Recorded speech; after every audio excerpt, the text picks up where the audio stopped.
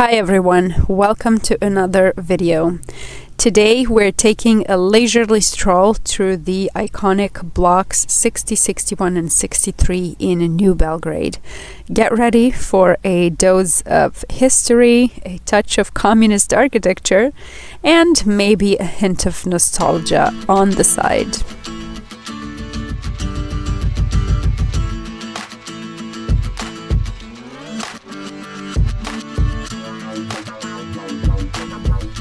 First of all, the Serbian term Blokovi is a plural name for these neighborhoods, and as for the numbers, even the locals debate how they were allocated to this day, because if you were to look at a map, you'd see blocks 2, 3, 4, and then a 34 pops up all of a sudden.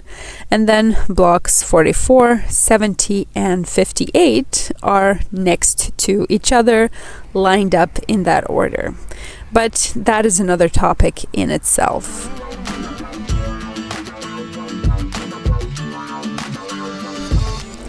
Alright, let's wind the clock back to 1960s in Yugoslavia. Back then, these blocks sprung up like concrete giants, each telling a tale of urban planning dreams. By the way, New Belgrade, municipality where all of this is located, is the youngest of Belgrade's 17 municipalities, and architecture-wise, it's in complete contrast to the old part of the city.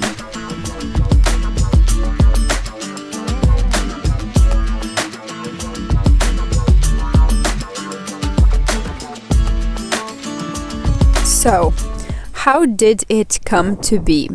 After World War II destroyed many residential buildings and houses, Yugoslavia's government made housing its priority. Obviously, many people were left without homes, so the government wanted to shelter as many people as possible, and in a short period of time as well. Therefore, they decided New Belgrade was the perfect place for a new start, as well as for leaving their communism-styled mark in the city's history.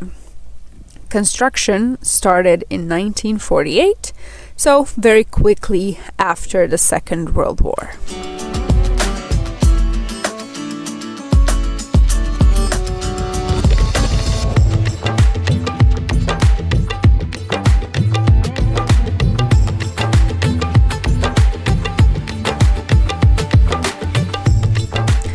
This architecture of New Belgrade is best described with two terms: brutalism and blocks, although many simply call it communist architecture, including myself. I admit to be guilty of that as well.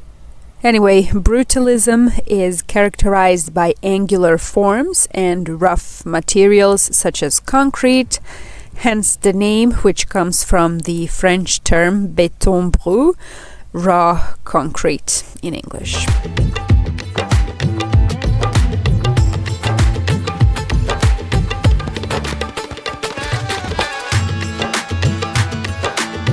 One interesting fact about these is that a lot of the construction work was supported by the volunteer youth. There was an organization called Working Brigades. They could be described as activists who were eager and also proud to be a part of their country's rebuilding. Side note, my father took part in this as well, and he is indeed still proud to have been involved. To this day, he points to some canal he helped build whenever we pass by it driving through the city. Anyway, back to the ideology. One of the ways in which New Belgrade represents the communist ideology is the fact that almost all residential buildings look the same, which nowadays is something many of its residents are unhappy with. However, although they're all tall, simple, and not particularly decorative, they serve their purpose. So, just like a communist society is meant to be a society of equals, that principle is reflected in the architectural aspect as well. Also, the idea of unity and shared space is transformed into shape through these residential complexes called blocks. But fast forward to today. Who resides here now? Well, it's a mixed bag. From families rooted in these blocks for generations, to young professionals looking to decrease the time of their commute to work, as a lot of companies nowadays are on that side of the river. Now, let's talk real estate and costs. The price per square meter is on the upswing lately, currently ranging from 2,000 to 5, 6, 7,000 euros per square meter. Of course, the smaller apartments are likely to be more expensive per square meter than the larger ones, but that's the rule of thumb anywhere. Anyway, the ones on the lower end will likely be placed here somewhere that you see in these videos, in the older blocks, and if it's less than that or around 2K, it will also likely require some renovation.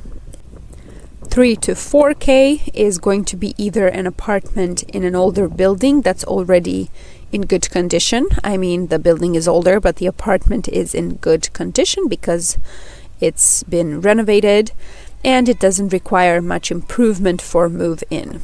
And higher than that are going to be newer buildings, usually coined as luxury properties. Well, that's actually it for today. Thanks for joining me on this laid-back stroll around New Belgrade. See you in the next video, and if there's anything you would like to add to this existing video, please comment below. I would love to see what you have to say.